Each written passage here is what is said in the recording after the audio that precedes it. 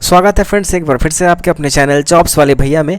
अभी फ्रेंड्स एक अच्छी वैकेंसी आई है, लैब असिस्टेंट की वैकेंसी है। इस वीडियो के अंदर हम लोग देखने वाले हैं कि कब से इसका आवेदन शुरू होने वाला है, कौन लोग आवेदन करेंगे और क्या इसका डेट है, कितनी सैलरी मिलेगी, सब कुछ आपको इस वीडियो में देखने वाले हैं। और अच्छी बात यह है कि जो भी यहाँ पे लैब असिस्टेंट के पोस्ट का इंतजार कर रहे हैं बिहार के अंदर, तो उनको यहाँ पे क्लियर हो जाएगा कि क्या उनके भविष्य में सैलरी मिलने वाली है और देख के जरूर वो खुश हो जाएंगे फ्रेंड्स, ठीक है। और ये वैकेंसी मैं आपको स्टार्ट करने से पहले बता दूं कि ये फॉर्म भरना शुरू हो चुका है।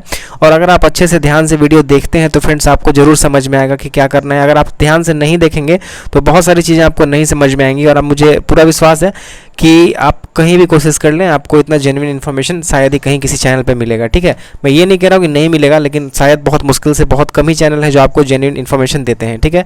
तो लाइक करके मोटिवेट जरूर कर दीजिएगा ताकि ऐसे ही जानकारी आपको समय पर मिलती रहे और आप जल्दी ही सफलता को प्राप्त करें।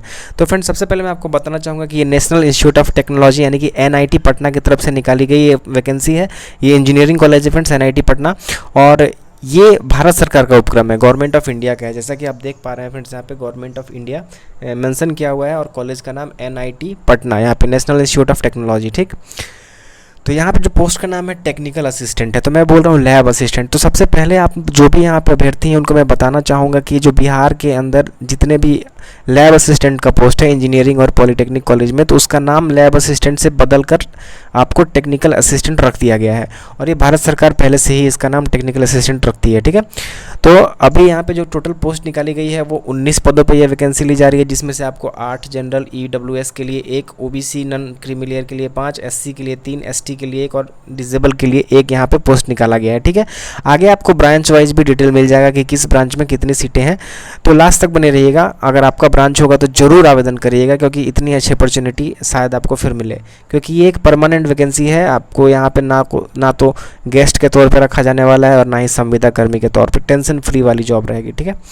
तो यहाँ पे जो सैलरी पहले हम लोग जिक्र कर लेते हैं ताकि आपका इंटरेस्ट बना रहे। और भविष्य में अगर जो भी यहाँ पे लैब असिस्टेंट पोस्ट के लिए अप्लाई करना चाहते हैं बिहार के अंदर, जो भी इंजीनियरिंग या पॉलिटेक्निक में काम करना चाहते हैं लैब असिस्टेंट यानी कि टेक्निकल असिस्टेंट के तौर पे, तो उनकी सैलरी भी ऑलमोस्ट सेम रहने वाली है। तो आप यहाँ पे देख सकते हैं पे बैंड 2 9300 से 34,800 और यहाँ पे लेवल 6 का पेमेंट है, ग्रेड पे 4200 रुपये है, ठीक है। तो स्टार्टिंग की जो आपकी सैलरी रहने वाली है वो रहेगी ऑलमोस्ट 58,000 रुपये आपको इन हैंड मिल जाएगा, ठीक है। 56 से 58,000 डिपेंड करता है शहर के ऊपर। तो यहाँ पे पटना है तो शायद 56 से 57,000 आपको इन हैंड मिल जाएगा, ठीक है। बहुत सैलरी हुई और आप आगे और धीरे धीरे समय अनुसार ये बढ़ता चला जाएगा। तो फ्रेंड्स, सबसे पहले मैं आपको इसका अब आपको सैलरी पता चल गई और ये वैकेंसी भारत सरकार की है, परमानेंट है, ये सारी चीज़ पता चली गई। तो आगे फ्रेंड्स इसका डेट देख लेते हैं कि कब तक आप लोग इसको आवेदन कर सकते हैं। तो आप देखिए फ्रेंड्स, यहाँ पे 16 सितंबर से ये फॉर्म भरना शुरू हो चुका है। यहाँ पे देखिए 16 सितंबर से और 3 अक्टूबर तक इसको आप लोग आवेदन कर सकते हैं। और सबसे बड़ी चीज़ जो मेन पॉइंट है वो सबसे पहले यहाँ क्लियर किया हुआ है और बहुत सारे लोग इसी को छोड़ देंगे। यहाँ पर लिखा हुआ है कि फॉर्म को जब आप आवेदन करेंगे तो उसका जो है प्रिंट आउट जो भी निकलेगा, ठीक है, तो उसको साइन करना है। जो भी वहाँ पे प्रिंट आपका निकलेगा उस पर एक सिग्नेचर का जो भी ऑप्शन जहाँ जहाँ रहेगा उसको सिग्नेचर कर दीजिएगा। सेल्फ अटेस्टेड लिखा हुआ है करने के लिए।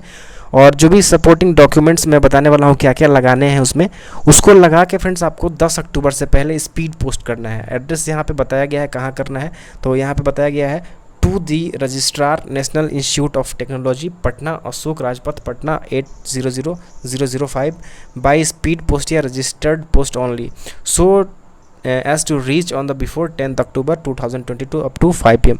यानी कि 10 अक्टूबर 5 बजे से पहले अगर जिनका भी सारे डॉक्यूमेंट्स सेल्फ अटेस्टेड यानी कि स्व हस्ताक्षरित किए हुए सारे डॉक्यूमेंट्स के साथ पहुंचता है, उन्हीं लोग का यहाँ पे एप्लीकेशन स्वीकार किया जाएगा। तो ठीक है, इतनी इन्फॉर्मेशन आपको एक्यूरेट मैं सारा क्लियर करता चला जाऊँगा तो कोई दिक्कत ना हो आप लोगों को। नेक्स्ट फ्रेंड्स, जैसा कि मैंने आपको बताया है कि इसका जो ओपनिंग डेट है 16 से शुरू हो चुका है और आपको 1 तारीख से पहले इसको फॉर्म फिलअप कर लेना है, ठीक है। 1 अक्टूबर से पहले 3 का इंतज़ार मत करिएगा, वो पेमेंट का डेट है लास्ट। तो आप लोग को क्या करना है फ्रेंड्स, 1 तक करना है, क्योंकि यहाँ पे last date of submission of online fee 1 ही है। तो 3 का इंतज़ार मत करिएगा, 3 तक आप सबमिट कर सकते हैं, 1 तक फॉर्म भर सकते हैं, ठीक है। आगे चलिए देखते हैं। क्वालिफिकेशन की बात कर लें फ्रेंड्स, तो हम लोग आपको बताना चाहेंगे कि यहाँ पे एसेंशियल क्वालिफिकेशन में बताया गया है कि जो भी आप अगर बीटेक हैं या फिर डिप्लोमा होल्डर हैं या फिर आप नॉर्मल BSc भी हैं उस सब्जेक्ट से, जहाँ पे जो भी वैकेंसी हम लोग देखने वाले हैं आगे सीट वाइज, तो आप लोग आवेदन कर सकते हैं। और यहाँ पे जो छूट की बात करें फ्रेंड्स, तो एज में रिलैक्सेशन यहाँ पे पे आपको मिलेगा। SC/ST 5 साल तक के छूट मिलेंगे, OBC को 3 साल का छूट मिल जाएगा, डिसेबल कैंडिडेट को 10 साल का छूट यहाँ पे मिल जाएगा, ठीक है। और जो भी आपका एज लिमिट है वो 3 अक्टूबर 2022 से पहले वो काउंट किया जाएगा कि आपने जो भी अपना क्वालिफिकेशन है या फिर जो भी आपकी उम्र है वो 3 अक्टूबर को जो मांगा गया है इसमें उससे मैच करनी चाहिए, ठीक है। तो पहले हम लोग देख लेते हैं कितना एज मांगा जा रहा है। तो फ्रेंड्स यहाँ पे एज लिमिट की बात करें तो काफ़ी ज़्यादा यहाँ पे ऑप्शन है, 56 साल तक के जो भी कैंडिडेट हैं वो आवेदन कर सकते हैं। लेकिन ये मेंशन नहीं है कि फ्रेश कैंडिडेट कब तक आवेदन करेंगे, फिर भी आप लोग मान के चलिए कि यहाँ पे अच्छी खासी यहाँ पे उम्र सीमा रखी गई है। अब बात करते हैं फ्रेंड्स कितना पैसा आपका लग जाएगा। तो आप देख सकते हैं 400 रुपये लग जाएंगे अगर आप जनरल, EWS और OBC के कैंडिडेट हैं, और 200 रुपये लग जाएंगे अगर आप SC/ST के कैंडिडेट हैं या फिर डिसेबल यानी कि विकलांग कैंडिडेट हैं, तब आप लोग को यहाँ पे इतने पैसे लग जाएंगे, ठीक है। सिलेक्शन की बात करें फ्रेंड्स तो यहाँ पे दिया गया है कि यहाँ पे स्क्रीनिंग टेस्ट भी हो सकता है, उसके बाद आपका रिटन टेस्ट भी हो सकता है और MCQ भी हो सकता है, कुछ भी हो सकता है, वो अभी निर्धारित नहीं किया गया है। यानी कि कितने यहाँ पे आवेदन पड़ेंगे उसी के अनुसार यहाँ पे डिसीजन लिया जाएगा, ठीक है। तो अभी यहाँ पे निर्धारित नहीं है कि सिलेक्शन में क्या कुछ प्रोसेस देखने को मिलेगा। फ़िलहाल अभी इस पे छोड़ दिया गया है कि कितने आवेदन यहाँ पे ऑनलाइन होते हैं, उसी के अनुसार यहाँ पे ये लोग आगे देखेंगे कि कैसे क्या करना है। और इसका जो ऑनलाइन है लिंक मैंने डिस्क्रिप्शन में लगा दिया है वेबसाइट का, ताकि आप लोगों को कोई दिक्कत ना हो। अब फ्रेंड्स काफ़ी इंपॉर्टेंट पॉइंट है कि जैसा कि बताया गया था कि जो भी फॉर्म का प्रिंट आउट निकलेगा उसके साथ डॉक्यूमेंट्स आपको लगा के भेजने हैं। तो कौन से डॉक्यूमेंट्स लगाने हैं, तो यहाँ पर बताया गया है कि डेट ऑफ बर्थ के लिए आप 10th क्लास का जो भी आपका सर्टिफिकेट या मार्कशीट जो है वो लगा सकते हैं। उसके बाद आपका जो हायर सेकेंडरी है उसका मार्कशीट लगाना है, और 12 क्लास अगर आपने किया है, डिप्लोमा किया है तो ये ज़रूरत आपको नहीं पड़ेगी।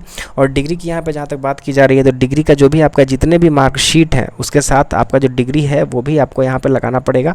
और जाति की बात करें तो SC/ST या OBC का जो भी सर्टिफिकेट है उसका फॉर्मेट इसमें नीचे दिया हुआ है, उसी फॉर्मेट को डाउनलोड करके आपको उस पर सिग्नेचर करा के उसको साथ में लगा के भेजना है। अगर आपके पास भारत सरकार का जाति प्रमाण पत्र नहीं है तो, ठीक है। स्टेट लेवल का यहाँ पर लिखा हुआ है नहीं चलेगा, गवर्नमेंट ऑफ इंडिया का जो है वो चलेगा, ठीक है।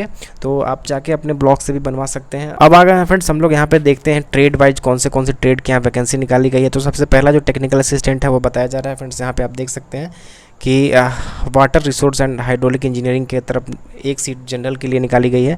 तो जो सामान्य जाति के अभ्यर्थी हैं या फिर किसी भी जाति के हैं एज अ जनरल कैंडिडेट आवेदन कर सकते हैं। जनरल की सीट पे किसी भी जाति के कैंडिडेट एज अ जनरल आवेदन कर सकते हैं। ध्यान दीजिएगा, ऐसा मत समझिएगा कि अगर जनरल की सीट है तो केवल जनरल कैंडिडेट ही आवेदन कर पाएंगे, तो ऐसा नहीं है, कोई भी कर सकते हैं। तो फ्रेंड्स यहाँ पे जो क्वालिफिकेशन मांगा गया है, आप अगर बीटेक है सिविल इंजीनियरिंग से या डिप्लोमा है तो आवेदन कर सकते हैं। थोड़ा जल्दी देख रहे हैं हम लोग यहाँ पे ताकि बहुत लंबी वीडियो ना हो जाए। नेक्स्ट पोस्ट की बात करें फ्रेंड्स तो आप देख सकते हैं टेक्निकल असिस्टेंट हेवी स्ट्रक्चर के लिए भी यहाँ पे डिप्लोमा सिविल में मांगा गया है या फिर इंजीनियरिंग मांगा गया है। ये ST के लिए रिजर्व सीट है तो केवल ST कैंडिडेट यहाँ पे आवेदन कर पाएंगे, ठीक। नेक्स्ट पोस्ट की बात करें फ्रेंड्स तो technical assistant in power lab system में, तो यहाँ पे इलेक्ट्रिकल इंजीनियरिंग मांगा गया है, बीटेक या फिर डिप्लोमा, ठीक है। तो यहाँ पर जनरल के लिए ये सीट है तो कोई भी आवेदन कर सकते हैं। नेक्स्ट पोस्ट की बात करें फ्रेंड्स यहाँ पर technical assistant in electrical mechanical lab basic electrical electronic lab का यहाँ पे निकला हुआ है, जो OBC के लिए रिजर्व है। तो यहाँ पे केवल OBC वाले ही आवेदन कर पाएंगे। तो यहाँ पे बीटेक अगर आपका है इलेक्ट्रिकल इंजीनियरिंग से या फिर डिप्लोमा है तो आप लोग आवेदन कर सकते हैं। नेक्स्ट पोस्ट की बात करें फ्रेंड्स तो technical assistant RF and microwave engineering के लिए है। तो यहाँ पे इलेक्ट्रॉनिक्स एंड कम्युनिकेशन वाले डिप्लोमा या बीटेक वाले आवेदन कर सकते हैं। आगे नेक्स्ट पोस्ट की बात करें फ्रेंड्स तो यहाँ पे टेक्निकल असिस्टेंट है VLSI, तो यहाँ पे भी डिप्लोमा जिनका इलेक्ट्रॉनिक्स कम्युनिकेशन से है या फिर बीटेक है वो लोग आवेदन कर सकते हैं। सीट आप खुद से देख लीजिएगा किस जाति में, अगर जनरल की सीट है तो कोई भी जाति के कैंडिडेट एज ए जनरल आवेदन कर सकते हैं। और ये नेशनल लेवल की वैकेंसी है, भारत सरकार की है, तो कहीं भी पूरे राज्य या फिर पूरे भारत के अंदर जो भी कैंडिडेट आवेदन करना चाहते हैं वो आवेदन कर सकते हैं, ठीक है। नेक्स्ट पोस्ट की बात करें फ्रेंड्स तो technical assistant in communication engineering and signal processing के लिए भी आपको बीटेक या आपको जो डिप्लोमा है वो चाहिए इलेक्ट्रॉनिक्स कम्युनिकेशन से, और यहाँ पे एक सीट है जो कि डिसेबल कैंडिडेट के लिए रिजर्व है। नेक्स्ट पोस्ट की बात करें फ्रेंड्स तो यहाँ पे टेक्निकल असिस्टेंट माइक्रो प्रोसेसर और माइक्रो कंट्रोलर के लिए है। यहाँ पे आपको इलेक्ट्रॉनिक्स एंड कम्युनिकेशन बीटेक या डिप्लोमा मांगा गया है, ठीक है। और यहाँ पे OBC के लिए ये सीट रिजर्व है। नेक्स्ट पोस्ट की बात करें फ्रेंड्स तो technical assistant in physics lab यहाँ पे निकाला गया है। तो जो भी लोग यहाँ पे BSc फिजिक्स वाले हैं वो आवेदन कर सकते हैं, या फिर MSc है जिनका फिजिक्स से वो लोग आवेदन कर सकते हैं। यहाँ पे जनरल जाति के लिए ये सीट है, तो कोई भी कैंडिडेट आवेदन कर सकते हैं। ठीक है, नेक्स्ट पोस्ट की बात करें फ्रेंड्स तो technical assistant for chemistry lab यहाँ पे है, तो जो केमिस्ट्री से ग्रेजुएट हैं या फिर एमएससी हैं केमिस्ट्री, तो वो लोग आवेदन कर सकते हैं। यहाँ पे सीट लेकिन एससी कैंडिडेट के लिए रिजर्व है। नेक्स्ट पोस्ट की बात करें तो friends technical assistant for architecture lab studio के लिए है, तो यहाँ पे जनरल और ओबीसी 2 सीटें यहाँ पे अवेलेबल हैं। और यहाँ पे मांगा गया है बी आर्किटेक्चर, अगर आपने किया हुआ है फर्स्ट क्लास तब आप आवेदन कर सकते हैं, या फिर फर्स्ट क्लास डिप्लोमा है आपका आर्किटेक्चर इंजीनियरिंग में, तो आप यहाँ पे आवेदन कर सकते हैं। नेक्स्ट पोस्ट की बात करें तो technical assistant for server administration के लिए यहाँ पे जनरल और ओबीसी के लिए एक सीट रिजर्व है। तो जनरल वाले पे तो आपको मैंने बता ही दिया है, कोई भी कर सकते हैं, लेकिन ओबीसी वाले पे केवल ओबीसी कैंडिडेट ही आवेदन करेंगे। तो यहाँ पर मांगा गया है बीटेक कंप्यूटर इंजीनियरिंग या फिर डिप्लोमा है आपका, तो आप लोग आवेदन कर सकते हैं। आगे बात करें फ्रेंड्स तो टेक्निकल असिस्टेंट फॉर प्रोग्रामिंग है, यहाँ पे भी जिनका डिप्लोमा या बीटेक है कंप्यूटर साइंस से वो लोग आवेदन कर सकते हैं।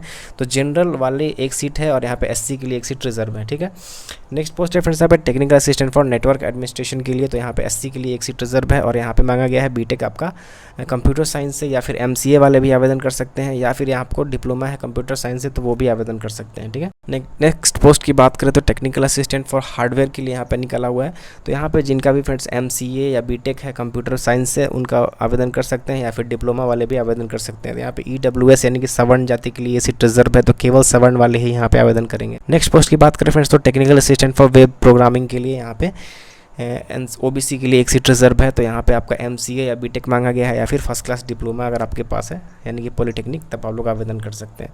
ठीक है, मैंने सारे पोस्ट को अच्छे से समझा दिया आप लोगों को, और एक परमानेंट ज़बरदस्त वैकेंसी है लैब असिस्टेंट की, और ऐसी ही वैकेंसी फ्रेंड्स बिहार के अंदर इंजीनियरिंग और बीटेक में जल्दी ही आने वाली है। और सारी इन्फॉर्मेशन ऐसे ही आप एक्यूरेट और सही पाना चाहते हैं।